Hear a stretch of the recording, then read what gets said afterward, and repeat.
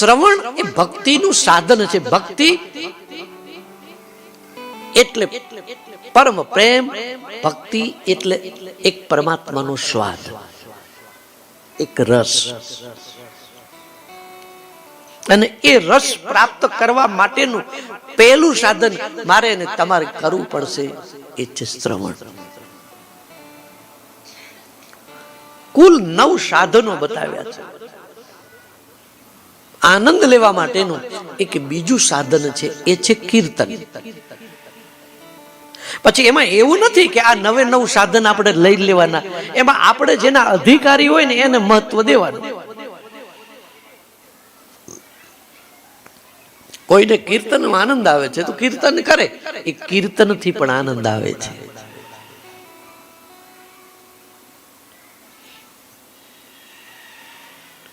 આનંદમાં અધુરૂપતા રે એ ભક્તિ નું સાધન છે.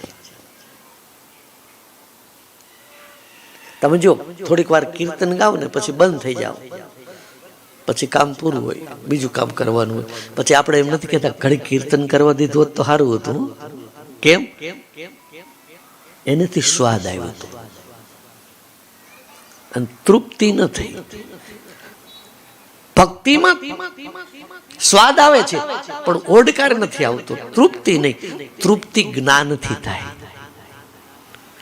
હવે મારે કંઈ જ કરવાનું નથી, એ ઓડકાર છે, એ જ્ઞાન છે.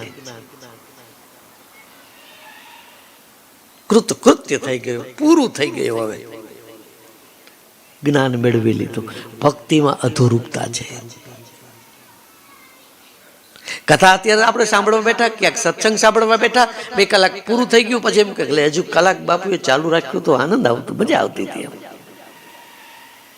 ભક્તિમાં અધુરૂપતા જ લાગે. પછી સ્મરણ ભક્તિ છે, સાધન છે. ભગવાનનું નામ સ્મરણ કરવું. નામ સ્મરણ કરવાથી ઈશ્વરની સાથે આપણી એકતા બંધાય છે. સ્મરણથી ઈશ્વર સાથે આપણું જોડાણ થાય છે. મનની એકાગ્રતા થાય, ઈશ્વરનો પાવર આવે.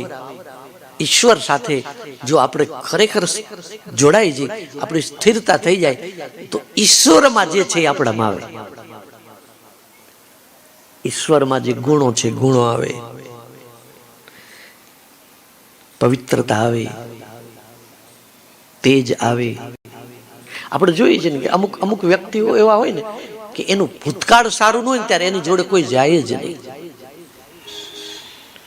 જુગારી હોય, બારવટિયા હોય, કે ગુંડા હોય, કે ગમે તે રીતે પૂરા હોય, કોઈ એને બેસવા એની પાસે જાય, હવે એનાથી ડરતા હોય.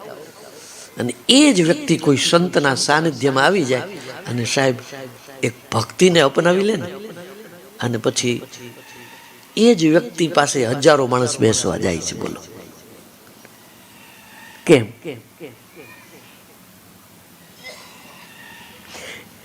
ઈશ્વરમાં જે હતું એ બધું એનામાં આવ્યું. તમે બરફનો સ્પર્શ કરો તો બોલો ઠંડક લાગે કે ન લાગે? લાગે જ.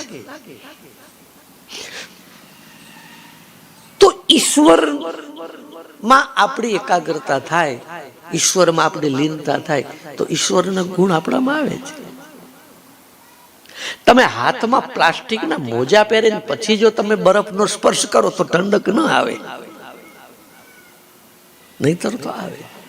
એમ આપણે એવું થાય છે, પ્રભુનું સ્મરણ કરીએ છીએ પણ આપણી એકાગ્રતા નથી થતી. નથી એટલા માટે થતી કે આંખ બંધ કરીને એટલી બધી ભાવના નથી કે હું ઈશ્વરમાં લીન થઈ જાઉં. આપણે દુનિયાને દેખાડવા સ્મરણ કરતા હોય, પાછળ વાતોય કરતા હોય, એમાં ક્યાં એકાગ્રતા થાય? 9 માંથી કોઈ પણ સાધન લો, સાધન છે ઈશ્વર સાથે જોડાવા માટેના છે, દુનિયાને દેખાડવાના નથી. તો સ્મરણ કોઈ કરે એટલે ભક્તિ થઈ ગઈ એમ નહીં માનવાનું, પણ મેં એને ભક્તિનું સાધન લીધું છે.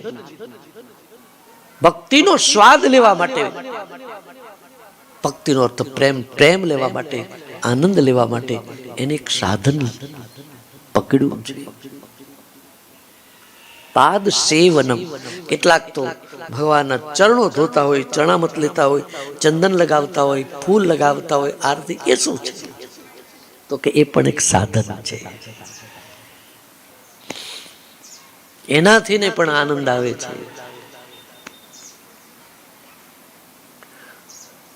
અર્ચન, પૂજા, સેવા, વંદન કરવા ભગવાનને. નહીં ઘણા દંડવત કરતા હોય, બે હાથ જોડી જોડી વારંવાર આપણે વારંવાર નમીએ, પરિક્રમા કરીએ. શું છે?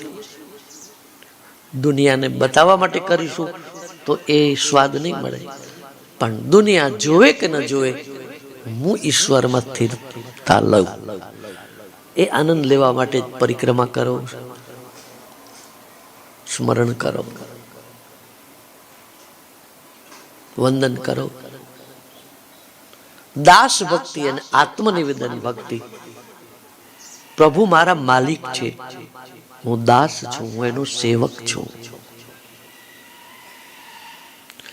આત્મનિવેદન ભક્તિ છેલ્લો સાધન છે.